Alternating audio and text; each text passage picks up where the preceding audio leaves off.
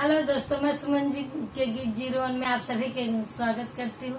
दोस्तों, अपने इस YouTube channel पे एक सोहर गीत लेके आई हूँ। अगर मेरा ये वीडियो आप लोग को अच्छा लगे तो मेरे वीडियो को लाइक करें, चैनल को सब्सक्राइब करें और कमेंट में बताएं कि मेरा सोहर गीत आप सबको कैसे लगा।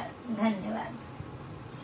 कहवई जन्मे श्री रामचंद्र कहावा का नया जन्मे कहावा का नया जन्मे हो कहावा पे जन्मे गाड़े सती नाहू घरा सोहरती नाहू घरा सोहर हो।